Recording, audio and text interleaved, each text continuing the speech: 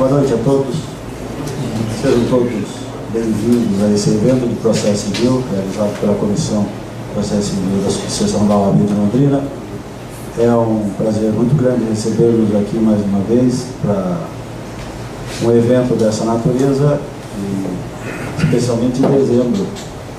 Dezembro é o ano se findando. Normalmente as comissões vão aos poucos encerrando as suas atividades e programando as sessões de confraternização, não de processo civil. E é uma grande satisfação ver o auditório repleto aqui hoje para mais um evento da Comissão de Processo Civil. Isso é extremamente gratificante para a diretoria da OAB, que represento nesse momento, e mais uma vez faço um agradecimento a todos os presentes, aos professores que estão aqui hoje e vão ministrar esse mini congresso de processo civil. Sem mais delongas, eu passo a palavra ao Dr. Tiago Samião. Pessoal, boa noite a todos. É com uma honra que a gente dá início aqui à nossa última reunião do ano da Comissão de Processo Civil. A gente estava fazendo cálculo aqui, foram 20 palestras esse ano na Comissão de Processo Civil, uma série de professores aqui da região, né, a grande maioria conhecidos de vocês, e inclusive com o Daniel, né, e a gente encerra aqui o ano com esse mini congresso, uma última noite. A gente estava até em dúvida se a gente ia fazer um happy hour ou uma reunião de processo civil, né? Acabou prevalecendo o congresso. E hoje, na verdade, é o lançamento do livro dos professores Fuga e Caverzan e do Daniel também, né? Eles têm produzido bastante, têm feito uma longa produção acadêmica, e o Bruno lança hoje o livro dele, A Prova do Processo Civil, as principais inovações e aspectos contraditórios. Para quem conhece o Bruno, ele fala já há muito tempo de provas, né? Até o doutorado dele hoje é em provas com William Ferreira, né? Que é um dos professores exponenciais aí em matéria probatória no país. E ele lança também, em conjunto com o Thiago Caverzan, o livro de recursos em espécie no Código de Processo Civil, que é o último livro que eles lançaram, e eles inclusive fizeram um curso recentemente a respeito do livro. E a gente tem aqui o professor Daniel Colnago também, que é amigo nosso, é professor de Presidente Prudente da Toledo, né, mestre pela USP, que lança o livro dele, Intervenção de Terceiros. Tá? O professor Daniel aqui é figura carimbada na casa, aqui é nosso amigo, já fez diversas vezes a convite nosso. Os livros eles podem ser comprados hoje, tá? Inclusive a gente trouxe maquininha de cartão, vocês podem comprar diretamente com o Fábio Pagliari, que é esse senhor de preto aqui com cara de rico. Tá? A gente colocou direto ele para fazer a cobrança. Né? E o livro A Prova do Processo Civil custa R$30, recurso em espécie no Código de Processo Civil R$50 e intervenção de terceiros R$80. Tá? Se porventura ele cobrar mais, vocês comuniquem a gente. Tá? Pessoal, então agradeço aqui, cumprimento o Dr. José Carlos Vieira, em nome da diretoria. E a gente vai passar a palavra diretamente ao professor Daniel, que vai iniciar as palestras de hoje. Tá? Obrigado, pessoal. Boa noite a todos. Bom, antes de mais nada, uma grata satisfação voltar aqui a Londrina. É sempre um prazer muito grande, queridos amigos aqui. Então, um cumprimento aqui rapidamente, né? Thiago Caverzan, Bruno, Thiago, José Carlos, amigos que Maria Célia, a Thaís, que não veio, né, mas é de Londrina também, Fábio, Flávio, Breno, enfim, vários amigos aqui de Londrina, sempre uma satisfação. E me deram aqui a incumbência que eu não sabia de começar falando, então acho que é para eu falar menos, tá? Bom, gente, a ideia hoje, né, para fechar esse ciclo de estudos de processo civil de 2017, eu fui convidado aqui, tive a imensa honra de ser convidado aqui para falar um pouquinho sobre intervenção de terceiros, que é o tema que eu acabei de defender no mestrado lá na USP. Então, claro que de início é um tema muito complicado, muito complexo, é um tema corriqueiramente visto como um tema muito chato. Eu até brincava com o pessoal como é que faz para falar sobre intervenção de terceiros de maneira interessante. É sempre um tema que a gente vê lá na faculdade, os alunos eles não gostam, há uma dificuldade muito grande, até porque trabalha com direito material e com direito processual. Acho que o momento em que esse tema é dado na graduação é errado, começa dando intervenção de terceiros no segundo ano da graduação ou antes, quando na verdade é necessário uma base bem mais profunda sobre direito material. Então deveria ser dado lá no finalzinho, no quinto e último ano da graduação. Por vários motivos, o fato é que esse tema ele tem vários aí mistérios, né? E embora o intuito da dissertação aqui de mestrado tenha sido estudar uma possível teoria geral das intervenções de terceiros, é claro que nesse ambiente aqui extremamente seleto, com advogados, com gente que lida com o dia a dia na prática, eu tentarei em poucos minutos trazer algumas questões bem práticas mesmo do dia a dia da advocacia, para a gente poder discutir. Vocês sabem já, certamente já ouviram falar, quando se fala no novo Código de Processo Civil, nesse tema de intervenção de terceiros, é comum dizer que houve algumas mudanças. É um tema que, assim como recursos, vocês vão ver já, sofreu mudanças. Algumas mudanças pontuais, mas outras mudanças um pouco mais profundas. Por exemplo, nós temos uma mudança digna de nota que tem um impacto na prática interessante, que é o redimensionamento da antiga nomeação autoria. Nós tínhamos lá no CPC de 73 uma modalidade de intervenção específica chamada nomeação autoria, que a gente brinca que era o cagueta, né? O cara que é demandado e ele diz que não é ele e indica quem que na verdade é o verdadeiro sujeito passivo legítimo. O exemplo clássico dos manuais de processo civil era do caseiro, né? O cara que está lá, sofre uma ação e na verdade nomeia a autoria quem é o verdadeiro invasor ou coisa do tipo. O fato é que essa mudança, embora ela pareça não muito relevante, ela traz algumas questões interessantes do ponto de vista prático para a gente pensar. O que o legislador fez do CPC de 2015? Dentre as mudanças, ele, por exemplo, tira essa especial intervenção de terceiros, chamada nomeação autoria, do capítulo das intervenções de terceiros, e ele joga a essência disso, de você ser demandado e indicar quem é o verdadeiro sujeito passivo legítimo, lá para o capítulo da resposta do réu. Então passa a ser uma preliminar da contestação à essência do que antes nós conhecíamos como nomeação autoria.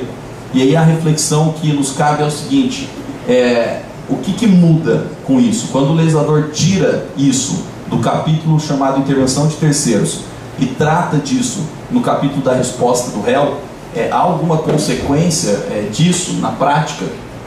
É interessante a gente pensar, por exemplo, que há determinados procedimentos que não admitem intervenção de terceiros. Há determinados procedimentos, como o juizado especial, o mandado de segurança, que há restrições em relação à intervenção de terceiros, que não admitem, salvo uma ou outra, como assistência.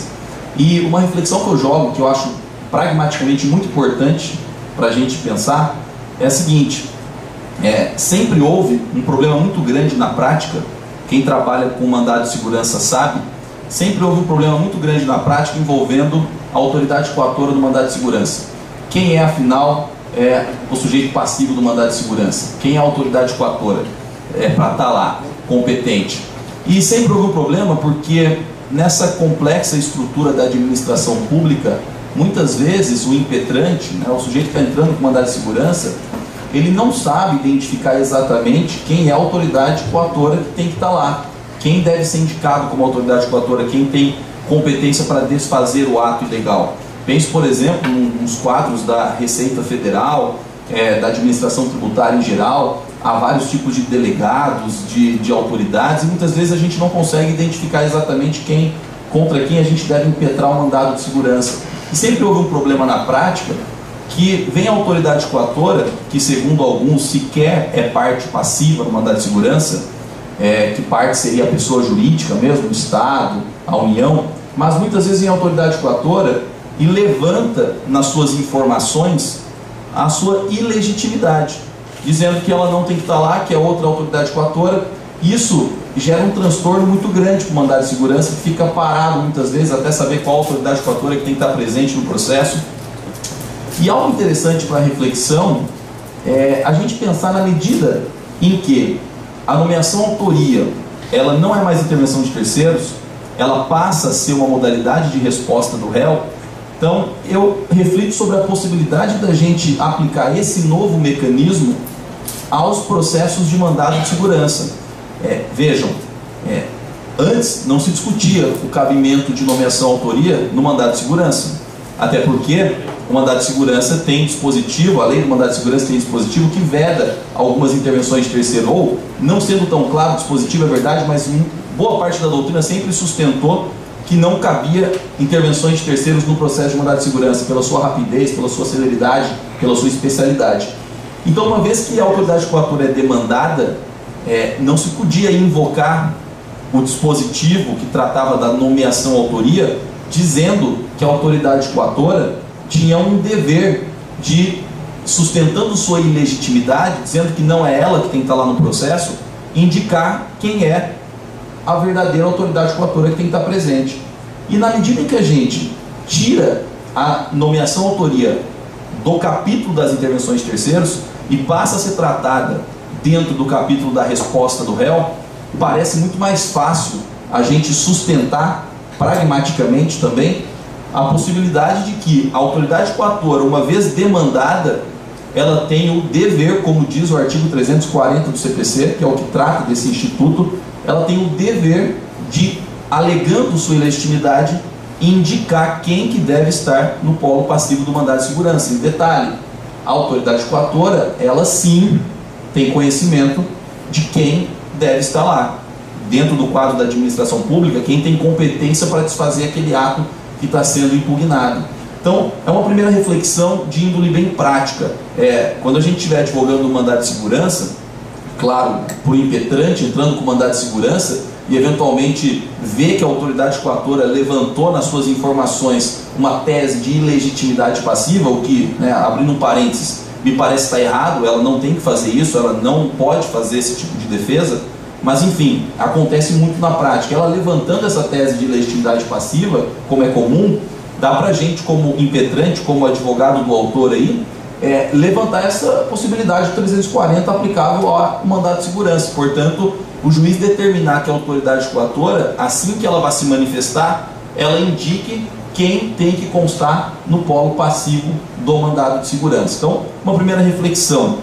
Mas não é só isso que o novo CPC faz. O novo CPC também, ele muda o local da oposição. Nós tínhamos aquela famosa intervenção de terceiro chamada oposição. A e B está brigando por uma coisa, vem um terceiro de fora e diz que a coisa não é nem de A nem de B, que é dele. Então, essa oposição, que era tratada como intervenção de terceiros no CPC revogado, passa a ser tratada no novo Código de Processo Civil como um procedimento especial. Está lá no capítulo dos procedimentos especiais. Aqui sem grandes alterações. Mas, além disso, nós temos lá as intervenções que ficaram. Então nós temos a assistência, a denunciação da lide e o chamamento ao processo. Essas três, elas foram mantidas e sofreram alguns breves ajustes. O que importa a gente tratar do ponto de vista prático? Que o CPC trouxe para dentro do capítulo das intervenções de terceiros. Então veja, ele manteve a assistência, a denunciação da lide e o chamamento ao processo. Assistência, um terceiro que quer ajudar uma das partes a ganhar. Denunciação da lide, o caso de regresso da seguradora. E chamamento ao processo, aquele caso de solidariedade acima de tudo, que o devedor chama o codevedor para repartir o bolo. Então essas três foram mantidas.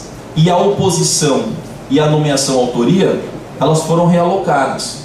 E além disso, o que o CPC faz que é interessante? Ele traz para dentro do capítulo das intervenções de terceiros, que não tinha antes, não tínhamos isso antes, o incidente de desconsideração da personalidade jurídica, instituto muito famoso, mas que foi trazido aí pelo CPC dentro do capítulo das intervenções de terceiros, e a famosa figura do amicus curiae. E sobre essas figuras a gente tem algumas reflexões práticas, especialmente no que diz respeito ao incidente de desconsideração da personalidade jurídica. Todos nós sabemos o que é a desconsideração da personalidade jurídica, um instituto até do direito material, não é nem do processo.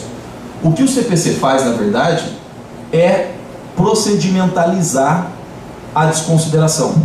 Então, traz regras processuais para se aplicar à desconsideração. Então, caso eu queira atingir o patrimônio do sócio numa dívida da sociedade, eu preciso seguir um procedimentozinho. É nítido que esse dispositivo do CPC veio para tentar resolver aqueles problemas da prática, especialmente na justiça do trabalho, de atingir o patrimônio do sócio diretamente, sem contraditório, sem saber se houve fraude, se houve confusão patrimonial. Então o que o CPC faz? Ele dá um ar processual para a aplicação da desconsideração. Então, uma vez que você deseja, num processo que está correndo, que visa receber algo da sociedade, pessoa jurídica, uma vez que você visa atingir o patrimônio do sócio, porque existe algum tipo de fraude, você precisa, para que isso seja legítimo, instaurar um incidente. Nada mais é do que abrir uma oportunidade para que as partes debatam a respeito da existência ou não de eventual fraude. Isso é o incidente de desconsideração da personalidade jurídica. Pois bem, o que é interessante a gente pontuar pragmaticamente aqui é o seguinte: a doutrina vem discutindo a natureza desse incidente, o que é esse incidente de desconsideração da personalidade jurídica. E muitas vezes discutir natureza jurídica de algo parece um tanto quanto teórico, um tanto quanto acadêmico apenas. Quando na verdade, pessoal, isso tem uma consequência prática gigantesca, na advocacia mesmo. Eu dou um exemplo em relação a isso. Na medida que a gente consegue detectar que esse tal incidente de desconsideração da personalidade jurídica é uma ação, isso é uma demanda, isso tem reflexos. Vejam, se eu estou entrando com uma ação, se eu entrei com uma ação contra uma pessoa jurídica para cobrar uma dívida, o processo está correndo. No curso do procedimento, eu percebo há elementos que houve alguma confusão patrimonial. Por exemplo, a pessoa jurídica não tem patrimônio, eu não estou conseguindo pegar patrimônio dela e há indícios de fraude. Para eu poder atingir o patrimônio do sócio, eu preciso então requerer para o juiz a instauração desse incidente. Uma petição simples em que eu falo: juiz, há indícios de fraude, vamos instaurar um incidente, intime, cite na verdade a outra parte, o envolvido, para se manifestar, e vamos produzir provas para ver se há realmente essa fraude ou não, para saber se eu posso atingir o patrimônio ou não. Vejam, a doutrina ela vem discutindo qual é a natureza desse requerimento. O requerimento que o autor da ação contra a pessoa jurídica faz para instaurar um incidente e poder atingir o patrimônio do sócio. E o que tem prevalecido, ou menos me parece mais correto esse posicionamento, que esse requerimento, embora não tenha toda aquela forma de uma petição inicial, esse requerimento, a instauração tem natureza jurídica de ação. Você está demandando o sócio que você quer atingir. E qual é a consequência disso?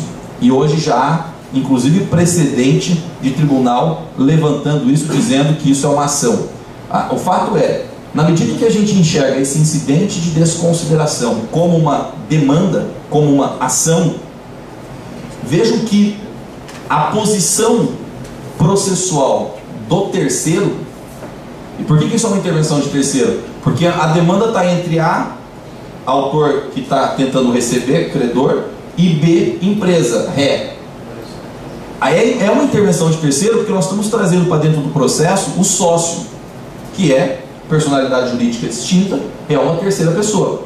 A pergunta é, de que forma que esse terceiro entra no processo? A título de que ele entra no processo? Qual que é a posição processual quando ele entra no processo?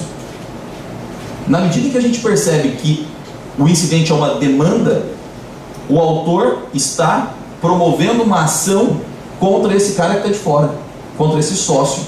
E quando esse sócio entra no processo, vejam que curioso, ele passa a ser litisconsórcio passivo da pessoa jurídica. A pessoa jurídica já estava no processo. O sócio, uma vez que é demandado ulteriormente, no meio do processo, ele passa a ser réu e passa a ser litisconsórcio passivo da pessoa jurídica. Aí a pergunta é, tá, mas e daí? Para que serve saber que ele é litisconsórcio passivo? É muito simples. Percebam que a partir do momento em que instaura o incidente e o sócio entra no processo, se houver advogados distintos, os prazos processuais são dobrados, por exemplo. E vejam, a gente só consegue chegar a essa conclusão se a gente saber, partir da premissa que o sócio terceiro entra no processo como réu e se torna litisconsórcio da pessoa jurídica que já está no processo. e, portanto, eu tenho um litisconsórcio, havendo advogados distintos, procuradores distintos, o prazo é, por exemplo, em dobro. E várias outras consequências processuais. Por exemplo, se esse sócio pode futuramente discutir a existência da dívida ou não. Qual é o limite que esse sócio tem para falar no processo? Então percebam que é importantíssimo a gente conseguir estudar bem, detectar a natureza da posição processual do sócio que entra no processo, para ver as consequências processuais que daí decorrem. Outra coisa importante, se por acaso eu já tiver elementos de fraude no começo do processo, ao ajuizar a ação contra a empresa, eu já consigo perceber, já tenho elementos de que o sócio está participando de uma fraude, confusão patrimonial, etc. Vejam que não há necessidade de instauração de incidente, pelo simples motivo de que, nesse caso, a lei diz para você, autor, credor, que quer receber o crédito, para você demandar contra os dois.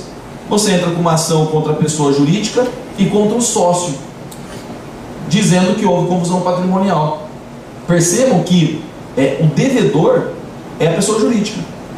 O sócio, a princípio, não é o devedor, mas você já demanda ele em litisconsórcio, porque você já tem elementos que evidenciam a fraude. Vejam que nesse caso não há sentido prático a gente falar em incidente de desconsideração da personalidade jurídica. Só tem sentido falar em incidente se eu vou abrir uma atividade cognitiva no meio do processo.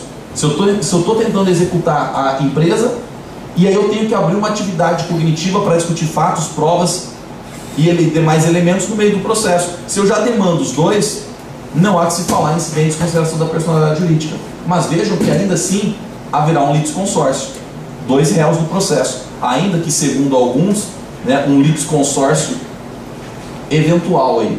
Primeiro você vai analisar a responsabilidade de um, para depois, eventualmente, comprovada a fraude, analisar a responsabilidade do outro. Mas eu quero que vocês reflitam sobre as consequências processuais, e aí uma aplicação prática na vida do advogado, da gente identificar o incidente como uma coisa ou como outra coisa. Há quem diga, por exemplo, que o sócio, quando ele entra no processo, ele não se torna réu. Ele não faz litisconsórcio com a pessoa jurídica. E aí a consequência disso para quem diz que o sócio não se torna réu e não há litisconsórcio, eu não posso, por exemplo, por coerência, sustentar eventual prazo dobrado por haver advogados distintos em litisconsórcios, de litisconsórcios com advogados distintos. Então é importantíssimo a gente ter bem definido essa parte teórica de natureza jurídica, para que a gente possa eventualmente ganhar ou perder um prazo por conta da natureza jurídica da intervenção do sócio na desconsideração da personalidade jurídica. E além disso, pessoal, isso chama muito a atenção, e eu confesso para vocês que o objetivo do meu estudo aqui foi tentar demonstrar que era possível falar numa teoria geral das intervenções de terceiros, porque o que sempre me incomodou, e eu tentei, claro, dar um viés prático para não ficar no mundo apenas abstrato. O que eu tentei demonstrar foi o seguinte: quando a gente vai estudar recursos, antes da gente estudar apelação, agravo de instrumento, embargo de declaração, tem uma parte do CPC que fala disposições gerais sobre recurso. Para que serve aquela parte? Você usa ela para várias coisas. Ali é uma base teórica, uma base para você resolver muitos problemas de interesse, de legitimidade. Quando a gente vai falar sobre provas, antes da gente estudar prova testemunhal, prova documental, prova pericial, tem uma parte que fala disposições gerais sobre provas. Tem sua função. Quando a gente vai estudar execução, antes da gente estudar como é que se executa uma obrigação de fazer ou não fazer, como é que se executa uma obrigação pecuniária, uma obrigação de dar coisa, tem uma parte que fala disposições gerais sobre cumprimento de sentença, sobre execução. Aí eu percebi que nunca houve nos códigos brasileiros uma parte geral sobre intervenção de terceiros. Não há. Se você pesquisar no CPC de 39, de 73, agora 2015, e também nos códigos estaduais que nós tínhamos antes de 39, não há um capítulo que abre o título das intervenções de terceiros, falando das disposições gerais interventivas. Sempre o legislador colocou lá da intervenção de terceiros e logo depois da assistência, da denunciação da lide. Já começa a falar de uma espécie de intervenção de terceiros imediatamente. E aí, isso me motivou a estudar um pouco o tema. Porque, em relação a essas formas típicas que estão no Código, a gente consegue resolver a maioria dos problemas. Porque vem lá regulado como é que faz a assistência, como é que é o próprio incidente de desconsideração da personalidade jurídica, vem lá detalhado como é que faz. Primeiro você faz isso, aí o juiz vai citar para se manifestar, vai ter atividade instrutória, etc. Mas aí a reflexão que eu gostaria também de jogar para vocês, do ponto de vista prático, é o seguinte: como é que faz para a gente aplicar aquelas intervenções de terceiros que não estão reguladas de maneira detalhada na lei? Por exemplo, nós temos outras intervenções de terceiros além dessas 5 que eu mencionei para vocês. Além da denunciação da lide, do chamamento ao processo, da assistência, agora do incidente e do amicus curiae, vocês sabem que nós temos outras intervenções de terceiros espalhadas pelo ordenamento brasileiro. Por exemplo, nós temos aquela famosa intervenção anômala da União, que não precisa de interesse jurídico. Há uma lei que permite que a União entre num processo independentemente de interesse jurídico, só para mesmo, bastando um interesse econômico. Há uma intervenção que talvez seja muito caro na prática, quem advoga no direito de família, há uma intervenção famosa no artigo 1698 do Código Civil, que é muito pouco estudada. É aquela intervenção que, uma hipótese em que um menor entra com uma ação de alimentos contra o pai, mas o pai não tem como pagar esses alimentos. O 1698 do Código Civil, ele permite que outros que têm condições de pagar entrem no processo. Por exemplo, o avô, a avó pode entrar no processo, numa ação de alimentos, por exemplo. O curioso é que o Código Civil prevê isso em um dispositivo. Há um único dispositivo estabelecendo isso. Olha, não havendo como pagar tal, é possível chamar os demais devedores de alimentos para entrar no processo. Acabou, acabou. Aí a pergunta que eu faço para vocês é assim: imagine que vocês estão advogando para o autor, para aquele que precisa de alimentos. Ajuizaram demanda contra os pais e não há nenhuma possibilidade de que os pais paguem alimentos, não há recursos financeiros algum. E aí você precisa defender os interesses do menor, que precisa de alimentos. E você olha para o 1698 do Código Civil e vê essa possibilidade. Olha, eu posso chamar os avós também, tem um dos avós é muito rico, etc. A pergunta que eu faço como que a gente concretiza, procedimentaliza essa intervenção? Primeira pergunta: quem que chama os avós? É o próprio autor da ação, que vê que os pais não têm alimentos, não tem como pagar alimentos, então quer chamar os avós? São os pais réus que, vendo a insuficiência, vendo que não vão conseguir pagar, manda chamar os avós para dentro do processo? Ou, terceira hipótese, é o juiz que, vendo que não tem como dar alimentos ali, naquela situação, o juiz vai lá e de ofício chama os avós para entrar no processo? É uma intervenção decorrente de ato do juiz. Vejam que nós temos 3 opções aqui, e a doutrina sempre discutiu sobre como chamar esse terceiro, no caso aqui o terceiro, o avô, vamos supor. A doutrina sempre discutiu como que a gente chama esse terceiro para dentro do processo. Há na doutrina quem fale, é o próprio autor da ação que pode chamar os avós. Veja, o autor da ação entrou com uma ação contra o pai, e há quem diga que é o próprio autor da ação que, no meio do processo, promove essa intervenção de terceiro, chamando o avô para dentro do processo. Há na doutrina quem diga que quem tem legitimidade para fazer isso é o réu.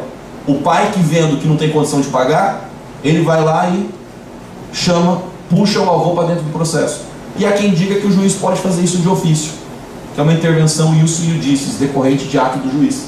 Fato é, a lei não regulamenta isso, e nós não temos uma teoria geral sólida das intervenções de terceiros para discutir isso, para saber como é que eu faço para aplicar num caso em que a lei é omissa, num caso em que a lei não fala. Porque vejam, quando a gente estuda chamamento ao processo, O credor entra com uma ação contra apenas um devedor solidário. O credor pode escolher um devedor. Entrou com ação com apenas contra um, cobrando a totalidade, correto? É justamente a ideia da solidariedade. O credor pode entrar com ação contra apenas um, cobrando toda a dívida. A lei diz que o devedor demandado, ele pode chamar o processo os codevedores, correto? Muito simples, vejam, a lei resolveu. Quem pode chamar, quem pode promover a intervenção de terceiro? O devedor, o réu. Por isso que a doutrina sempre vai falar que o chamamento ao processo é promovido sempre pelo réu. Agora, e nesse caso da ação de alimentos? A lei não regulamenta isso. Como é que a gente faz para saber quem que pode chamar, quem que pode promover a intervenção de terceiros? Há um posicionamento muito famoso na doutrina, que acabou ganhando força, do professor Cássio Scarpinella Bueno. O professor Cássio Scarpinella tem um artigo bem famoso, que ele fala assim: a intervenção do alimentante do 1698 como nova modalidade de chamamento ao processo. Há um posicionamento clássico do professor Cássio que ele fala assim: essa hipótese da ação de alimentos que nós estamos falando, do 1698 Código Civil, é uma nova modalidade de chamamento ao processo.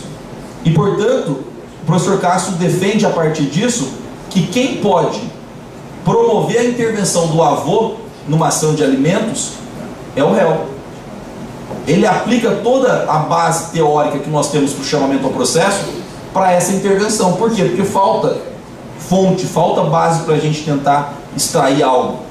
Só que, estudando a fundo isso, né, no âmbito do mestrado, lá na USP, eu comecei a perceber o seguinte: isso é muito mais uma tentativa de alocar o Instituto para algo que a gente já conhece, para que tenha consequências, para que a gente consiga procedimentalizar, do que algo muito técnico. Que, vejam, na medida em que a gente diz que isso é uma forma de chamamento ao processo, a gente resolve vários problemas. Se é uma forma de chamamento ao processo, pronto. Eu sei quem pode chamar, eu sei como é que vai acontecer, qual é a consequência disso, o que o juiz vai fazer depois, eu sei de tudo. Só que, na verdade, sempre houve um receio da doutrina de admitir que o autor da ação de alimentos pudesse chamar o avô no meio do processo. E da onde veio esse medo? Simples. Em regra, o processo civil brasileiro não admite que a gente promova, que o autor promova uma demanda no curso do procedimento. Isso é exceção. Se você quer formar um litisconsórcio, o que você faz? A regra no Brasil é que o litisconsórcio seja inicial. Excepcionalmente, nós temos o litisconsórcio ulterior, ou seja, a formação de litisconsórcio de mais de um réu no meio do processo. Excepcionalmente. Então vejam, a doutrina sempre teve uma dificuldade muito grande de admitir, por conta disso, que o autor da ação, o menor que entrou com uma ação de alimentos, vendo que o pai não tem patrimônio, a doutrina sempre teve dificuldade em permitir que esse autor agora promovesse uma demanda incidental naquele processo contra o avô, para trazer o avô para o processo. Então, a doutrina sempre foi levada a isso. O posicionamento do professor Cássio, por exemplo, no sentido de que isso é um chamamento ao processo, tem muito desse dogma. Porque vejam vocês, parece muito... estabilidade, né? Estabilizou, perfeito. Parou, né? Não pode, Estabilidade subjetiva da demanda. Exatamente. No momento que há um determinado ato ali, não pode mais ninguém estar no processo. Subjetivamente está estável. Exato. Típico exemplo de estabilização da demanda. Não estabilização da tutela antecipada, estabilização da demanda mesmo. Então, sempre houve uma dificuldade da doutrina de admitir isso. E qual que é o interessante da gente estudar a intervenção de terceiros do ponto de vista mais geral, com uma visão global, panorâmica, como teoria geral? Na medida em que a gente percebe que o CPC trouxe o incidente de desconsideração da personalidade jurídica para dentro do capítulo da intervenção de terceiro, o CPC bate o carimbo que é possível intervenção de terceiro mediante ação incidental. Ou seja, se a gente considera que a desconsideração, que o incidente de desconsideração é uma ação promovida no meio do processo por aquele que quer receber o crédito, a gente consegue ter elementos para dizer o seguinte: olha, não há problema na intervenção do alimentante, não há problema de admitir que o autor da ação também, o menor que precisa de alimentos, possa, no curso do procedimento, promover uma intervenção de terceiro mediante ação. Então, o que eu proponho, por exemplo, aqui no livro? Eu proponho a aplicação do procedimento do incidente de desconsideração da personalidade jurídica para que a gente possa aplicar a intervenção do artigo 1698. Ou seja, a lógica é a mesma. O autor que entrou com uma ação querendo alimentos, vendo que o pai não pode pagar, os pais não podem pagar, no meio da execução já, vendo que não tem patrimônio, o que é possível e parece que o sistema brasileiro agora admite? O autor, incidentalmente, promove uma demanda contra o avô, contra a avó. Essa demanda traz o avô, a avó, para dentro do processo. Isso é uma intervenção de terceiro. Na execução entrou alguém que estava fora, o avô, a avó. Vejam, a partir disso nós podemos chegar à conclusão que quem tem a legitimidade para promover a intervenção de terceiro do avô ou da avó é o autor da ação. É ele que tem o maior interesse de falar: olha, eu quero que você venha aqui para pagar alimentos, eu preciso. Não dá para deixar isso nas costas do réu, que vai verificar se tem condições, se não tem, para eventualmente chamar. Percebam, pessoal, que se a gente deixa isso para o réu, a gente pode prejudicar os interesses do menor. E se o autor, e se o réu da ação não quiser chamar? Ele não tem recursos financeiros e ele não quer promover a intervenção de terceiros. Ele não quer chamar o avô e a avó para dividir o bolo. E aí? Mas o menor precisa dos alimentos. Então parece muito mais interessante a gente enxergar dessa maneira. E o que eu tentei mostrar aqui é que há hoje no Brasil elementos no sistema interventivo para a gente aplicar essa lógica do incidente para dentro da intervenção do alimentante.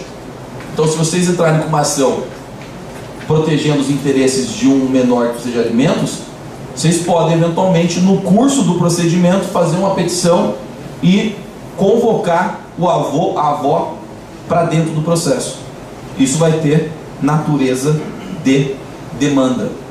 Então, nós sempre temos que ter em mente não só as mudanças que o CPC trouxe, não só essas novas modalidades interventivas, mas o que eu gostaria de trazer para vocês refletir é várias outras intervenções de terceiros espalhadas pelo ordenamento, que nós chamamos aí de intervenções de terceiros atípicas, que são aquelas que não estão catalogadas no capítulo da intervenção de terceiros, que precisam ser melhor estudadas, que não tem como a gente aplicar ela sem uma parte geral para sustentar, sem uma teoria geral. E a partir do estudo das intervenções a gente consegue criar um mínimo manancial teórico para a gente poder aplicar essas intervenções de terceiros. E a última, pessoal, que eu trato com vocês aqui, que eu acho que tem uma aplicação prática bem interessante, é a figura do amicus curiae. Vocês já ouviram falar, a figura do amigo da corte, sempre existiu lá no âmbito do controle concentrado, da DIA-DC, do Supremo Tribunal Federal. O que o Código de Processo Civil de 2015 faz é o quê? Não é criar um amicus curiae, portanto, simplesmente ele generaliza a aplicação, a possibilidade de intervenção do amigo da corte para todo e qualquer caso. Então, mesmo numa demanda entre A e B, particular, que corre em primeiro grau, aqui em Londrina, é possível que a gente tenha intervenção de amicus curiae. Isso jamais foi pensado. A gente sempre permitiu a entrada de amicus curiae, daquele amigo da corte que auxilia o juiz, se manifesta com conhecimento, no âmbito de uma ação direta de inconstitucionalidade. Uma associação ligada à proteção dos povos indígenas, numa ação que discute terras indígenas, coisa do tipo. Agora, é possível que numa ação entre Daniel e Fábio, discutindo uma questão privada, eu possa ter a intervenção de um amigo da corte? Tanto o juiz pode chamar, como o amigo da corte, o amicus curiae, pode espontaneamente querer entrar no processo, querer ingressar no processo.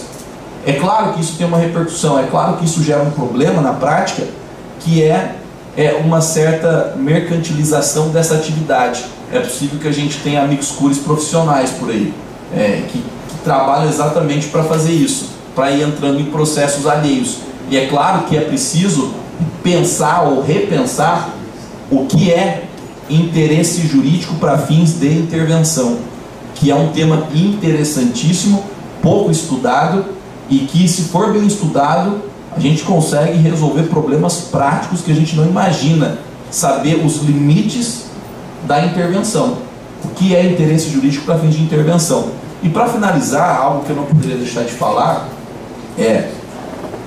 reforçando essa necessidade da gente estudar as modalidades interventivas numa perspectiva geral, de teoria geral. Vejam vocês como o legislador começou a se preocupar com isso.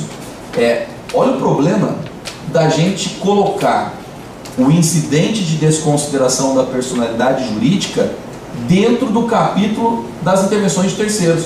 O legislador fez isso.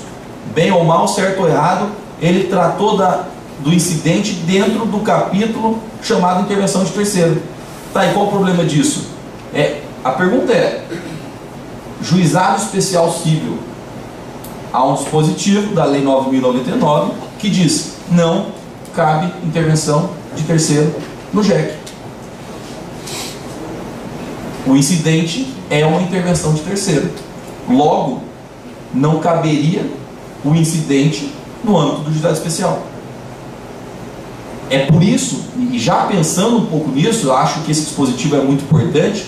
O legislador, lá no apagar das luzes, no artigo 1000 e pouco do CPC, um dos últimos dispositivos, ele lembrou de colocar um dispositivo falando: aplica-se o incidente de desconsideração da personalidade jurídica no âmbito do juizado especial civil. Salvo engano, artigo 1062, 1048, por ali. Quero que vocês reflitam sobre a importância de fazer isso. Vejam, chamar de intervenção de terceiro algo tem reflexos. O legislador poderia fechar as portas aí para a aplicação do incidente para vários procedimentos, como o JEC. Quer dizer que se eu entrar com uma ação cobrando uma empresa R$40 mil e eu fico sabendo que há uma confusão patrimonial, eu quero atingir o patrimônio do sócio, só pelo fato de ser juizado especial e pelo fato do incidente de desconsideração ser uma intervenção de terceiro, quer dizer que eu não posso desconsiderar a personalidade jurídica para atingir o sócio, se for no âmbito do JEC, por exemplo? Vejam, são noções afetas a uma teoria geral das intervenções de terceiros, as limitações que a lei faz às intervenções de terceiros e a forma como o Código tem que tomar cuidado para tratar delas. Embora o Código tenha falado do juizado especial, cuidado, é possível que a gente esteja advogando, veja um procedimento especial ou sobrevenha uma lei especial que regulamenta um procedimento específico societário, por exemplo. E nessa lei de 15 artigos que trata do procedimento específico societário, por exemplo, uma dissolução parcial de sociedade, algum procedimento específico, imagine que vem um dispositivo lá, artigo 12, que fala: não se admite intervenção de terceiro nos processos de que trata essa lei, o que é comum em procedimentos especiais. Vejam o problema que o legislador vai ter criado. Logo, naquela lei, a princípio, não se poderia admitir um incidente de desconsideração da personalidade jurídica a partir do momento em que ele passou a ser rotulado como intervenção de terceiros. Então, até isso, a gente precisa ir de maneira mais profunda para estudar quais as razões que fazem com que o legislador impeça a intervenção de terceiro num procedimento. E isso eu acabei tratando aqui na dissertação também, e eu discuto várias proibições, vários exemplos de procedimentos especiais que falam: nesse procedimento não cabe intervenção de terceiro. Aí a pergunta é: será que não cabe mesmo? Por exemplo, a lei do mandado de segurança parece vedar. A lei do juizado especial é clara em vedar. Não cabe. Mas a jurisprudência admite assistência no âmbito do juizado especial. A jurisprudência do STJ admite a intervenção da assistência no âmbito do mandado de segurança. Por que isso? A lei diz que não cabe intervenção de terceiro, a jurisprudência admite assistência. Tem algo errado aí. Então, o estudo também enfrenta isso. Afinal, dá pra gente sistematizar isso? Quando que a final vai caber, quando a final não vai caber? E a gente pode resolver alguns problemas como, se vier uma lei dizendo que não cabe intervenção de terceiros, a gente pode estudar de maneira mais aprofundada, com base numa teoria geral em outros exemplos, se na verdade naquela lei realmente não tem que caber intervenção de terceiro, ou se a gente pode eventualmente admitir uma intervenção.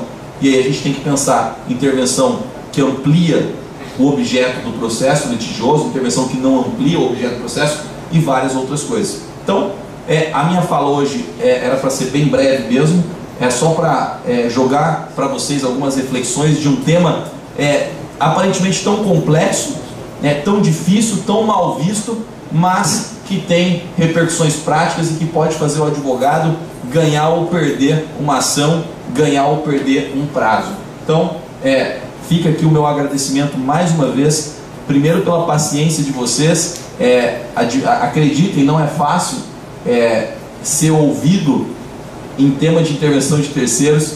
Dificilmente as pessoas têm interesse em intervenção de terceiros. É diferente de falar de recursos, né? Falar de provas. O Bruno e o Thiago são espertos para falar sobre isso, porque é muito prático, muito interessante.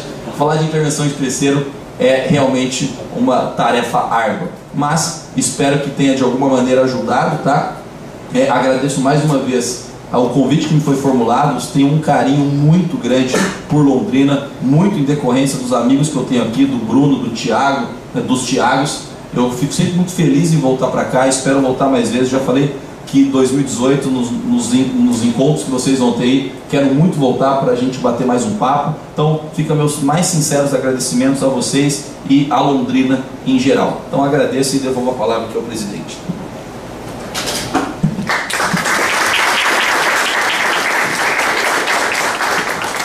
Bom, até sem delongas, eu vou passar já a palavra ao professor Caverzan, e aí o filho já pode comentar, em relação a isso, e aí boa noite, gente. Vou colocar o relógio aqui, não que eu vá me importar muito com o tempo também. Tô brincando. Agradecer muito a oportunidade de estar aqui novamente. Então, agradecer ao OAB, na pessoa do Dr. José Carlos, agradecer a Comissão de Processo Civil também, na pessoa do seu presidente, o amigo Sabião. A possibilidade de estar aqui junto com o professor Bruno, com quem eu andei escrevendo alguma coisa, né? É sempre uma alegria muito grande. E estar junto com o professor Daniel também é uma alegria enorme, se bem que tarefa árdua é falar depois dele, né? Mais árdua do que falar de intervenção de terceiros, acho. E agradecer a todos vocês que estão aqui, né? Uma série de amigos, de alunos, de ex-alunos também, de colegas. E eu falo que é impressionante que aluno e ex-aluno, né? Os caras não cansam de ouvir as borrachas que a gente fala, né? Impressionante. E aí, já pedi licença então para ser informal, como eu sempre sou. Eu vou falar um pouquinho sobre recorribilidade, e bem pouquinho mesmo, sobre recorribilidade de decisões interlocutórias. O Código de Processo Civil de 2015, já na exposição de motivos, disse que pretendia reduzir o número de recursos, né, inclusive de espécies, mas reduzir o número absoluto de recursos, de forma a procurar garantir uma tramitação mais ágil dos processos, fazer com que isso colaborasse para a razoável duração do processo. E aí a gente teve o fim do agravo retido, a gente teve o fim dos embargos infringentes e a gente teve uma limitação do cabimento do agravo de instrumento. Isso foi redução de recurso, na verdade? Isso é muito discutível, né? Porque o que a gente tinha como embargos infringentes antes virou uma técnica de ampliação de colegiado do julgamento que, na verdade, a tendência é que ocorra mais do que acontecia antes. A gente teve o fim do agravo retido, mas a gente tem a possibilidade de... Então, uma coisa que é importante não cabe mais recurso contra a decisão interlocutória. Cabe. Desde que tenha cunho decisório, sempre algum recurso cabe no nosso sistema. O que não cabe mais, em tese, é a recorribilidade imediata. Isso pode ter um ponto positivo, mas pode ter um ponto negativo também, né? Que é o seguinte: a gente chega no momento da apelação naquele walking dead de matérias, né? Todo mundo pensando quem quer enrolar o processo e tentar ressuscitar alguma coisa para ver se enrola um pouco mais no andamento. Eu não sei se isso vai poder colaborar muito. E o agravo retido, se a gente for pensar bem, não tinha um prejuízo lá muito grande para o andamento do processo, né? Ele ia marcando preclusão da discussão. E quando o juiz entendia que não tinha possibilidade de retratação da decisão dele, ele não precisava nem intimar a outra parte. Então era uma ferramenta importante de marcar, olha, isso aqui não se discute mais. Bom, e além disso a gente teve uma pretensão de limitação das matérias em que cabe agravo de instrumento. Vejam vocês, se a gente olha para a experiência processual no mundo, isso é algo que é comum, né? Para falar de 3 países, Portugal, França, Argentina. Só a Argentina que não tem uma limitação lá muito grande de recurso contra a decisão interlocutória. Se bem que eles têm algo que é parecido com a França, que é um limite de valor. Ações de pequeno valor não comportam recurso, nenhum recurso, a não ser o pedido de reconsideração. Na França, ações que têm um valor inferior a 4.000 euros não comportam recurso.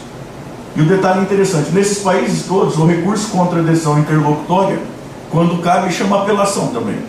Então assim, na França e em Portugal a gente tem um rol que é menor do que o brasileiro até. E aí a tendência que a gente tem é, bom, se no resto do mundo funciona assim, vamos fazer funcionar assim aqui também, né?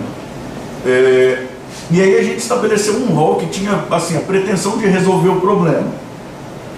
Eu trouxe aqui até anotado, para não me perder muito, que na realidade a gente criou alguns problemas, né? E eu falo assim que a gente olha o Código de Processo Civil e tem a impressão de que faltou os caras tomarem café junto de vez em quando, né? Você tem uma tentativa de fechar a porta para o agravo de instrumento lá no próprio artigo 1015, e quando você trata lá da tutela antecipada concedida em caráter antecedente, você faz o agravo ser obrigatório, porque senão você tem estabilização da tutela, mesmo que a parte não quiser recorrer, porque se ela não recorrer, dá estabilização da tutela, que é um negócio que não faz muito sentido, né? E tem um outro detalhe também, se a gente for ver os números do CNJ, a gente vai chegar à conclusão incômoda de que o maior gargalo está no primeiro grau de jurisdição, não está na parte recursal, de tempo de tramitação. Mas isso são outros 500, né? Vejam, algumas situações problemáticas. O artigo 1015 não contempla a possibilidade de interposição de recurso contra a decisão que trata da atividade de instrução. Então, assim, e isso é um caso prático que fez a gente começar a pensar sobre isso, né, professor Bruno? O juiz arbitrou honorários periciais num valor que você considera absurdo. Não cabe agravo de instrumento contra essa decisão. E aí você deve fazer o quê? Recolhe, mesmo que muito acima, e depois você ganhar o recurso, vai cobrar de quem que você pagou a mais? Não recolhe. Você não sabe se vai ganhar o recurso depois, lá no momento da apelação. Isso gera uma instabilidade enorme. Mas a gente tem outros problemas. A rejeição do pedido de revogação de gratuidade judicial. O artigo 1015 prevê que, se houver revogação do benefício, cabe agravo. Se houver negação do benefício, cabe o agravo. Mas a rejeição do pedido de revogação não tem a previsão de cabimento de agravo de instrumento.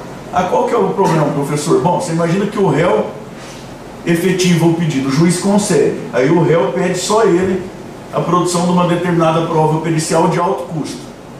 Vocês já tentaram arrumar um perito para fazer perícia de alto custo para receber só no final? Esse é um processo que vai ficar parado 3, 4, 5 anos. Não tem, em tese, se a gente for olhar o artigo 1015, a possibilidade de recurso imediato contra essa decisão. Rejeição do pedido de exclusão de litisconsorte. Se o juiz exclui o litisconsorte, tem possibilidade de agravo. Se o juiz rejeita o pedido, não. Qual que é o inconveniente? Você pode sujeitar a parte que se entende, pelo menos claramente ilegítima, a todos os custos financeiros, emocionais e tudo mais de uma instrução inteira do processo. Acolhimento do pedido de limitação de litisconsórcio, acho que isso nós podemos até passar. Rejeição do pedido de atribuição de efeito suspensivo a embargos. Então o código trata aqui, quando cabe, quando houver concessão, modificação ou revogação do pedido de atribuição de efeito suspensivo aos embargos à execução, aí cabe. Agora, e se a parte pede atribuição de efeito suspensivo e o juiz nega? Não incide na hipótese do artigo 1015. E vejam que a gente pode ter alguns casos extremamente graves, né? Foi penhorado lá o imóvel onde está sediada uma determinada indústria. Você tem uma centena de famílias que dependem do funcionamento da indústria para ganhar seus salários, prover a própria subsistência. Então, o próprio funcionamento da indústria, aquele negócio de função social da empresa, tudo, o juiz nega a atribuição de efeito suspensivo, não tem recurso. Se a gente olhar friamente, fizer uma interpretação literal do artigo 1015, condenação por litigância de má-fé. O juiz condena, impõe uma multa, arbitra uma indenização, não cabe recurso imediatamente contra essa decisão. E vejam que a gente tem uma série de outros problemas aí, né? Porque a pessoa que é prejudicada pela condenação ao pagamento de litigância, ao pagamento de alguma verba por litigância de má-fé, ela pode ganhar o processo depois. Isso não anula a condenação dela por litigância de má-fé. E aí ela ganhou o recurso. Tem gente que fala que não vai caber apelação. Esse não cabe apelação, ela não tem como fazer o questionamento dessa condenação, o que é um negócio absurdo também. Eu até tenho defendido, esse não é o tema da minha fala hoje, mas eu tenho defendido que a gente precisa entender que o interesse recursal na apelação depende de uma sucumbência em sentido amplíssimo. A parte ter sido sucumbente, ter tido um interesse prejudicado em qualquer fase do processo por decisão que não comportava agravo de instrumento. Porque tem gente que fala assim, não, daí ela usa o parágrafo 2º lá, do 1009 e faz contra-razões. Aproveita as contra-razões. Bom, mas e se a outra parte não quiser recorrer? Se a parte desistir do recurso... Pode ter execução provisória desse nada. E aí? Não, a gente cria um monte de problema, né? Bom, diante disso aqui, pelo menos das hipóteses de cabimento, do que a gente tem de problema, a gente tem 3 linhas doutrinárias, né? Uma que vem dizendo que a coisa do jeito que está é ruim, porque vejam, a gente não tinha um problema muito grande com o recurso de agravo na versão final do Código de 1973. A coisa estava funcionando. Então, é isso que gera uma dor no coração de muita gente, né? Estava tão bonitinho, tal, igual o universo antes de Deus criar o homem, né? Estava tudo funcionando tão bonitinho, as estrelinhas, não sei o que, precisava criar isso aqui, que um sai matando o outro, fazendo o que era. O agravo estava bonitinho, precisava mudar para quê, né? Bom, então tem uma parte da doutrina, o professor Vinícius Silva Lemos, por exemplo, lançou um livro que trata de agravo de instrumento. E ele falou, olha, desgraçadamente eu preciso dizer que gera um monte de problema, mas o rol é exaustivo. Se a hipótese não está no artigo 1015, não cabe recurso imediato. Tem uma outra parte da doutrina que tem bastante gente, o professor Marinoni, o professor Cássio Cardinello Bueno, o professor Rogério de Castro, que esteve aqui recentemente, inclusive, que vai dizer o seguinte, olha, o rol é taxativo, mas a gente precisa ter uma leitura ampliativa desse rol. O duro é estabelecer objetivamente como que vai ser feita essa leitura ampliativa, né? E tem uma outra parte da doutrina, de gente menos conhecida, que vai dizer que o rol é exemplificativo. Tem um autor que chama Luiz Henrique Barbante Franzé, que lançou um livro falando sobre isso também, e tem a professora Ana Cláudia Rodrigues Miller, que fez a dissertação de mestrado dela sobre isso também, falando, olha, esse rol só pode ser visto como exemplificativo, e nós já vamos tentar entender por quê. Na jurisprudência, como que a gente está? A tendência, a gente tem no Brasil uma tendência de jurisprudência defensiva, né?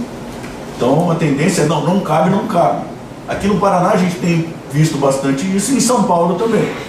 No Rio de Janeiro tem um precedente que fala, numa frasezinha lá, que o rol é exemplificativo, mas está tratando lá de competência. E no Superior Tribunal de Justiça, a gente tem duas decisões recentes. Uma é da terceira turma, o relator foi o ministro Marco Aurélio Belize, que disse que o rol é exaustivo. Meio que o problema não é meu se não está no rol. E uma outra decisão recente agora, até onde eu achei, é da quarta turma. O doutor José Carlos disse que tem... É da quarta turma, então. O relator, o ministro Luiz Felipe Salomão, dizendo que há possibilidade de ampliação desse rol. Mas nesse processo, a gente não tem a redação do acórdão ainda. O que a gente tem é de gente que ouviu o voto ser proferido e que daí lançou notícia na imprensa dizendo que o fundamento teria sido o artigo 64, parágrafo 2º. O processo trata de competência e esse dispositivo fala que quando houver arguição de incompetência, o juiz decidirá imediatamente. Mas veja, do juiz decidirá imediatamente tirar que cabe, que isso faz caber agravo, faz parecer aquela técnica de interpretação que primeiro eu decido, depois eu vejo onde eu vou fundamentar, né? E tem um problema isso tudo, né? Que é o seguinte: diz o artigo 1009, parágrafo 1º, que se não cabe agravo de instrumento, não há preclusão e que então pode ser arguída em preliminar de apelação. Agora, se cabe agravo, há preclusão? Isso é um problema sério. Como que os tribunais vão trabalhar com isso? Nós não sabemos ainda. Porque fica um problema sério. Imagine, se a gente for interpretar que há preclusão, então você fica obrigado a recorrer, senão depois você não pode mais discutir. Na prática, o que vai acontecer se a gente tiver uma leitura mais ou menos assim? Todo mundo vai interpor agravo de instrumento contra absolutamente tudo. E a coisa vai funcionar ao contrário do que se pretendia, né? O Brasil tem uma veia e uma capacidade danada de fazer as coisas funcionarem ao contrário, né? Então vai ser mais um caso em que o troço vai funcionar ao contrário. O que eu tenho visto na doutrina é dizer assim: não, nós precisamos ter uma leitura ampliativa, mas não pode ter preclusão. Conversava com o professor Fábio Paleari essa semana e falava, mas daí é um absurdo, né? Porque daí a parte pode escolher, então, o que ela quer fazer. Isso é um tratamento pouco isonômico do ordenamento. Bom, em que passo parece que nós estamos, né? Eu tenho a alegria de ter como meus confrades na Associação Brasileira de Direito Processual, tanto o professor Bruno quanto o professor Daniel. A ABDPRO tem um perfil garantista. Enxerga que o processo não é exatamente um instrumento de efetivação de direito. O instrumento de efetivação de direito é a jurisdição. O processo é uma garantia fundamental do cidadão, garantia de primeira dimensão, uma garantia contra o Estado. O que a Constituição diz é que ninguém será privado de sua liberdade ou de seus bens sem estrita observância do devido processo legal. E logo depois de garantir isso, a Constituição garante aos litigantes em processos administrativos ou judiciais o contraditório e a ampla defesa. Não qualquer ampla defesa, a ampla defesa com os meios e recursos a ela inerentes. Então, ao que me parece, se a gente tem um risco de dano iminente, de incerta reparação, não cabe ao ordenamento infraconstitucional pretender postergar obrigatoriamente a possibilidade de questionamento dessa decisão pela via recursal lá para frente só, quando a discussão já será inútil. Então, para mim, parece que a gente tem um primeiro óbice de constitucionalidade aqui, mas a gente vai ter que esperar o Supremo Tribunal Federal se manifestar sobre essa matéria. Até lá, o que a gente tem? Além da possibilidade de pensar em ampliação de rol, porque nós estamos como advogados, né? Então a gente vai ter que, algumas vezes, sustentar essa ideia de ampliação do rol. Eu já vou dizer para os senhores que aqui no Paraná é meio desanimador, porque o que o Tribunal do Paraná tem feito é negar conhecimento ao agravo, depois você faz o agravo interno e eles aplicam multa, inclusive. Uma outra possibilidade que a gente pode pensar é o mandado de segurança. Mas as cortes brasileiras sistematicamente têm dito, de forma que me parece muito acertada até, que a gente não deve utilizar mandado de segurança com intenção de recurso. Porque mandado de segurança é ação judicial, não é recurso. E tem uma outra possibilidade que o Tribunal do Paraná tem até aceitado, tem funcionado aqui no Paraná, que é a via da correção parcial. Isso gera um problema também, que é a gente ficar sujeito novamente ao regimento interno de tribunal. Quer dizer, quando a gente teve a disciplina do agravo interno, parece que o que o legislador pretendia é que a gente não ficasse mais sujeito ao regimento interno de tribunal. Até porque isso tem uma série de inconvenientes. Se a gente volta para correição interna, a gente tem esse inconveniente de voltar para o regimento interno, de uma forma completamente estúpida, porque os regimentos internos, em geral, dizem que o procedimento da correição parcial é o procedimento do agravo de instrumento. E qual que é o problema de ficar sujeito a regimento interno? É porque aqui no Paraná a coisa está se resolvendo, está andando. O tribunal tem processado correição parcial. Mas se a gente for olhar o regimento interno lá do Tribunal de São Paulo, ele é expresso lá no artigo 211, ao dizer que só cabe correição parcial em matéria penal. E o tribunal tem já sistematicamente negado uma leitura ampliativa disso, dito que não cabe correição parcial, portanto, lá em São Paulo, em matéria civil. Então, me parece que esse é um problema que a gente tem no Brasil ainda por resolver. Eu até brinco quando eu vou para São Paulo, que a gente tem muita reforma. Eu falo isso à vontade, porque eu sou paulista também, né? A gente tem muita reforma na sistemática recursal brasileira para tentar resolver o problema que só tem lá em São Paulo. Porque aqui no Paraná a gente não tinha um problema de demora muito grande de processamento de agravo, nada disso. Para a gente ficou muito pior do que estava. Em São Paulo parece que ficou pior também, que não resolveu o problema que eles tinham. Isso é algo que a gente vai precisar aguardar ainda, né? Como que vai ser resolvido, se a gente vai ter reforma legislativa, como a gente já teve, de coisa que não funcionava, né? Acabar com o exame de admissibilidade bipartido dos recursos aos tribunais superiores, né? Então talvez a gente tenha uma reforma legislativa, talvez o Supremo Tribunal Federal venha entender que realmente é inconstitucional a pretensão de limitar o cabimento de agravo de instrumento quando houver um risco imediato de dano grave, de difícil ou de incerta reparação posteriormente, às vezes dano para o próprio processo, né? Para a economia, o senso de economia processual, de razoável duração do processo e tudo mais. Mas aqui no Paraná, atualmente, parece-me que o que a gente tem de mais seguro é usar a via da correição parcial, porque se a gente insistir no agravo de instrumento por enquanto e na interpretação ampliativa, a gente tem um risco danado do recurso não ser conhecido e que, se a gente insistir mais um pouco, ainda tomar uma multa que é fato impeditivo a falta de recolhimento da multa é fato impeditivo da admissibilidade de outros recursos e tudo mais. De forma bem breve, era isso. Vamos ouvir o professor Bruno.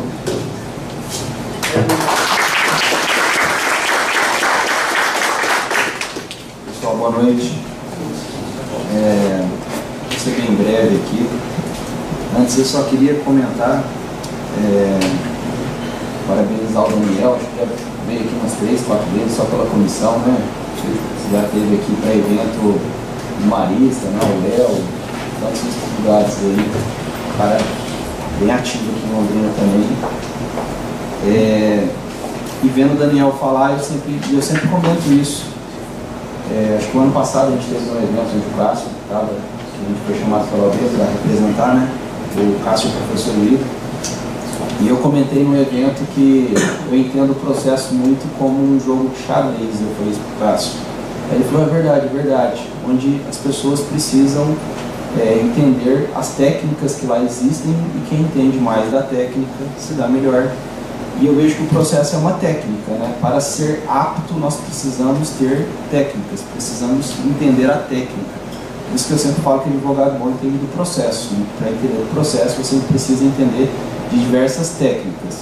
E vendo o Daniel falar, eu acho que fica muito notório isso, que há diversas técnicas dentro da intervenção de terceiro, técnicas às vezes extremamente complexas, específicas demais até, né? O que torna a necessidade do advogado estar atualizado, entender essas diversas atualizações, e para ser apto precisa entender de técnicas. Um advogado apto, um bom advogado entende de técnicas, entende de processo. Eu acho isso bem importante. E falando sobre isso, o Thiago comentou sobre o agravo, que inclusive foi o primeiro capítulo do livro, né, Thiago? Teve a ideia de fazer sobre agravo, e a gente trocou dentro do livro, só comentando um pouquinho sobre todos os pontos difíceis. Tanto é que a gente coloca no livro que o livro não é para graduando, não é para estudante, nem para quem não entende. Que a gente só toca, por exemplo, o capítulo de agravo é só sobre isso, a gente não explica o que é o agravo. É só sobre se o rol é taxativo ou não, e a gente vai pegar em cima desse ponto. E fazendo o livro, a gente comentou, eu comentei, a gente falou que como iria ser definido. Se vocês forem verificar, o primeiro capítulo do livro é o único capítulo que não trata de um recurso, porque os outros todos são do rol do 994, né? São todos os recursos em espécie do Código de Processo Civil. E no caminhar aí já quase 3 anos de comissão, né, Thiago? Todos são da comissão aqui também. A gente discutiu sobre muitas coisas, nós chamamos muitas pessoas, no mestrado, em livros, em artigos, e aí a gente pensou em algumas coisas que são essenciais, que é como assim, ó, se a gente for conversar, ou se a gente for começar a conversar sobre alguma coisa, eu preciso te dizer umas coisas que são importantes. Ou seja, antes da gente começar a conversar sobre qualquer coisa do direito, eu preciso comentar algumas coisas que são importantes. O capítulo primeiro é esse, tanto é que ele chama elementos essenciais. Então a gente pensou assim, o que é essencial? Antes de começar qualquer conversa. E eu digo isso mais do que o próprio sistema recursal como um todo. Então se a gente tiver que começar uma conversa, o que é importante? E aí a gente coloca algumas coisas que são importantes dentro do direito como um todo, principalmente, né, Thiago, dentro do sistema recursal. Então eu só vou comentar aqui de forma muito breve, porque é o capítulo 1º do livro, e a gente tenta fazer de uma forma bem densa isso, de algumas palavras que são importantes. Eu acredito que todos aqui estão usando, eu comentei isso no curso bastante, que a gente deu lá no escritório. Se de repente alguém não ouviu alguma dessas palavrinhas, eu recomendo colocar um post-it no monitor lá e usar todo dia, porque é isso que é o direito hoje em dia. Já era, em especial com o CPC, que são as palavras ratio decidente, obter dictum, distinguish, overruling, isso que é o direito hoje em dia. Eu tenho sempre batido na tecla que advogar mudou. A forma de advogar mudou muito, bizarramente. Pelos aspectos probatórios, eu vejo que mudou, porque a gente tem possibilidade de dinamização do ônus da prova, cooperação, inversão. Se você entra com um processo hoje, você não sabe qual que é o ônus, o que você tem que pagar ou não, porque o processo tem uma forma bem dinâmica hoje em dia. De repente o ônus não é seu, mas pode ser que será totalmente seu, inclusive os custos de perícia. E, mais específico sobre o tema, quando você entra com um processo, você tem que entender hoje em dia quais são os precedentes que existem dentro do processo. Nós temos lá no 926, 927 e 489 do CPC a necessidade de respeito muito grande dos precedentes. Então, quando você entra com um processo hoje em dia, e no 927 nós temos até alguns precedentes que são obrigatórios, que o desrespeito a ele pode implicar até numa reclamação sobre isso. Vocês precisam entender qual é a implicação dessas palavras. Por exemplo, ratio decidente. Eu contei até uma história já, que inclusive é de um advogado da comissão, de forma muito breve, que ele litigou dentro de um processo onde a parte foi condenada naquela súmula, salvo engano, 372 do STJ, que a apresentação do cheque antecipado gera dano moral. Eu sempre bato nessa tecla porque para mim ele exemplifica a forma de advogar hoje em dia. A súmula é muito seca, ela fala que apresentar o cheque antes do prazo, se você fizer um cheque pré-datado, dá dano moral. Se você verificar, um texto muito seco. Um advogado, colega nosso, advogou nesse processo, levou uma condenação muito grande, ele advogava para a parte que de fato tinha feito isso dentro do processo, e o advogado ficou muito incomodado com essa situação, porque o cheque apresentado, a pessoa que sofreu isso, ela tinha muito dinheiro na conta. E isso não causou nenhum prejuízo para ela. De fato, foi aposentado, mas não tinha um dano. E o advogado ficou incomodado com a situação, vislumbrando que aquilo de fato tinha causado dano moral. E o advogado, com um serviço excelente, pesquisou e foi verificar dentro do STJ que a súmula que deu origem, o processo que deu origem a essas súmulas, que são 5 processos, porque toda súmula nasce depois de um processo, de uma discussão, ela não nasce do nada, ela tem uma discussão. De todos os processos que discutiam isso, todos eram porque o cheque que foi apresentado não tinha fundos, porque foi apresentado antes da hora, o cheque voltou e de fato causou um prejuízo para a pessoa.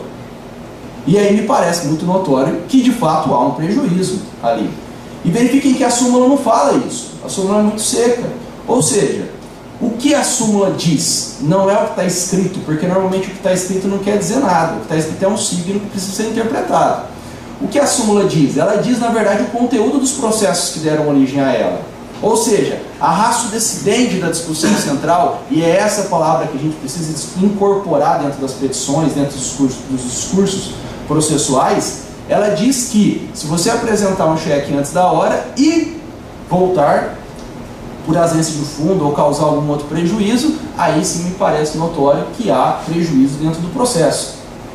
Inclusive eu participei de uma palestra numa faculdade, o Dr. José Ricardo estava também, e eu toquei justamente nesse ponto, e ele falou, de fato me parece que há uma incoerência na súmula. E tantas outras súmulas, e tantos outros casos, onde é necessário a gente vislumbrar o que é uma ratio decidendi do caso, porque senão é uma obter dictum, que são discussões paralelas que não influenciam o processo. E aí eu cito um outro exemplo, vou citar só esses dois exemplos.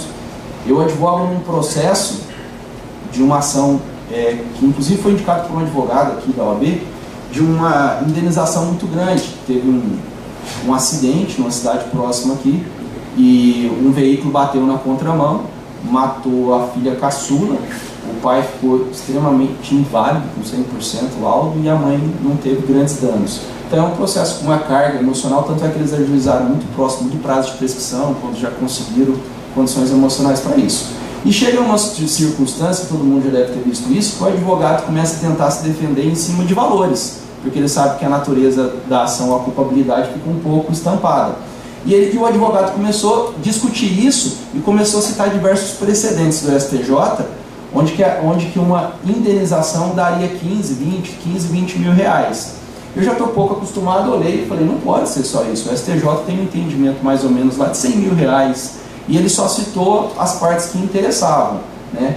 E eu pedi para o estagiário na época fazer a leitura de todas as jurisprudências, e as jurisprudências diziam, por exemplo, acidente de trânsito com fratura na mão, fratura no pé, verifiquem que a ratio decidendi do meu caso, o elemento central, é a morte de uma pessoa, filha caçula, única, não catalisou. Esse é o elemento central do processo. O fato de ser um acidente de trânsito torna um obter dictum, uma discussão paralela dentro do processo, que não vincula a minha discussão dentro do processo. Então é muito importante a gente, quando for advogar, e verifiquem porque eu digo que isso afeta todos os casos. Porque já afetava antigamente, e hoje em dia a gente tem uma leitura muito forte, carregada, de respeito aos precedentes. Se vocês forem verificar no 489, ele torna inclusive a sentença nula se você cita um precedente para o juiz e ele não enfrenta o seu precedente citado. Inclusive precedentes, jurisprudência, que há uma diferença que a gente faz essa distinção. Então, se você cita, por exemplo, um precedente perfeito do Tribunal do Paraná, um precedente do Tribunal do Estado de São Paulo, por exemplo, que se tiver uma condição paradigma, pode ser inclusive ponto de pré-questionamento para recurso especial, o juiz precisa enfrentar. Se não for um precedente obrigatório, ele não precisa seguir, mas ele precisa enfrentar os seus argumentos. Aí eu pergunto, o que é esse precedente que você citou? Porque às vezes eu vejo na rotina a pessoa fazer uma pesquisa preguiçosa, não digo todos, mas a gente verifica isso, do Jus Brasil e citando uma ementa do caso. Aquilo não diz nada. Uma ementa de um caso citado que você pega não diz nada. Não dá para você entender o que o caso corresponde e não dá para você pegar uma briga argumentativa com o juiz para dizer que você tem um precedente e você quer que siga ele, em questão de valores, em questão de tese. A ementa não diz nada. Às vezes a própria leitura do acordo em si não diz nada, a gente não consegue entender a ementa em si, muito menos. Então o que é você enfrentar a advocacia hoje em dia e dizer que você tem um precedente? O 489 fala que o juiz deve enfrentar todos os argumentos, no parágrafo 1º, e deve enfrentar as súmulas que você citar, os precedentes que você citar. E aí eu pergunto, o que é esse precedente que você vai citar? Isso pode ser usado, eu sempre comento, pelo bem, quando você cita os seus precedentes e coloca a palavra, verifica-se que é um precedente com a mesma ratio decidendi do meu caso. E aí você faz uma construção argumentativa para mostrar que o seu caso é igual a esse precedente que você está citando. E o precedente? O precedente normalmente não é uma decisão monocrática, é uma decisão fundamentada, de colegiado. Vocês precisam entender, nós precisamos entender o que é esse precedente quando você parte para a discussão de forma coerente, bonita, com o magistrado, para mostrar que você de fato tem precedente. E isso pode ser usado por mal, quando você verifica de repente a outra parte que cita precedentes e você vislumbra quanto a esse caso, por exemplo, que eu estou citando, que na verdade não são precedentes para o caso. O fato de ser um acidente de trânsito não torna esse precedente obrigatório para o caso ou fonte de parâmetro para julgamento. É um acidente de trânsito, como um acidente que eu advogo dentro do processo. Mas o fato de ser um acidente de trânsito torna essa discussão uma obter dicto, uma discussão paralela. E essas obter dictos, há enunciados, inclusive do FPPC, que o Daniel participa, né, Daniel? Falando que obter dictos não são fundamentos, não são precedentes que tornam obrigatório. Então a gente precisa entender isso, e isso que a gente trata no capítulo 1º, como elementos essenciais. Como se a gente tivesse que fazer uma conversa e falar, antes da gente começar a conversar sobre qualquer recurso, precisamos entender essas palavras, já que os precedentes têm uma força muito grande dentro do direito hoje em dia. Mas aí, o que são precedentes? Precedentes são isso, entendeu de fato o que é o elemento essencial do recurso.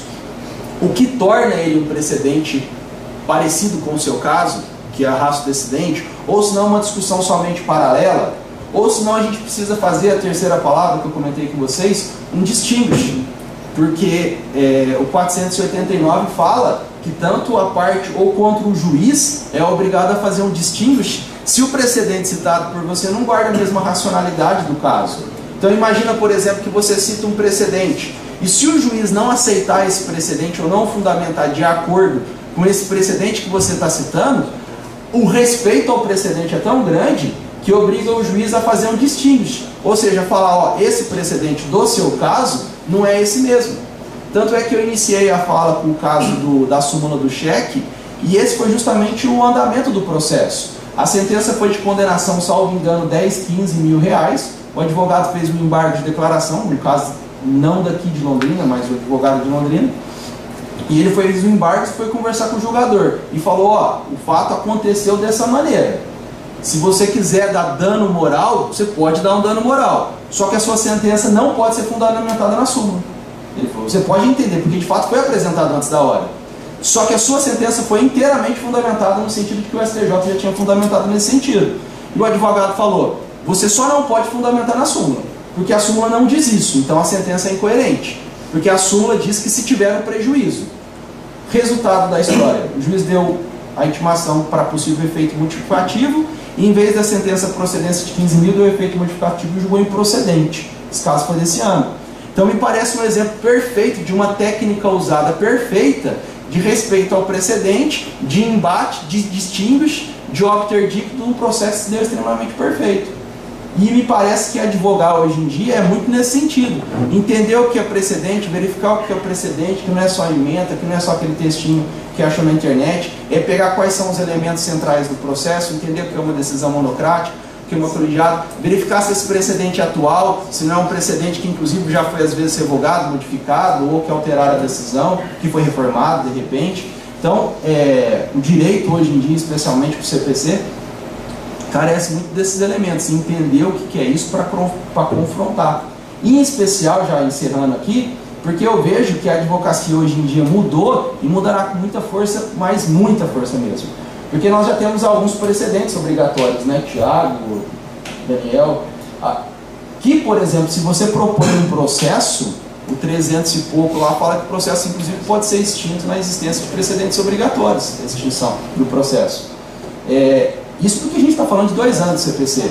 Vocês imaginam daqui uns 10 anos o tanto de precedente obrigatório, o tanto de travado que vai estar a advocacia, porque você não pode nem propor o processo. Eu conversava com o Thiago, inclusive no telefone essa semana, um engessamento sério que existe do direito, inclusive de você rever esses precedentes.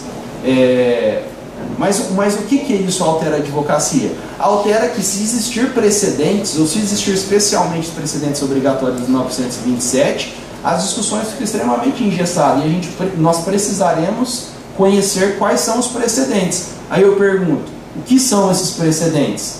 Porque às vezes o precedente que pode vir à tona para você não é o precedente igual ao seu caso. E aí você precisaria fazer um distinguish do caso e levar essas discussões às vezes ao STJ para mostrar que o seu caso é diferente. E aí para isso você precisa fazer um pré-questionamento, precisa entender, precisa citar, precisa fazer o que a gente cita dentro do capítulo de recurso especial, né, Thiago?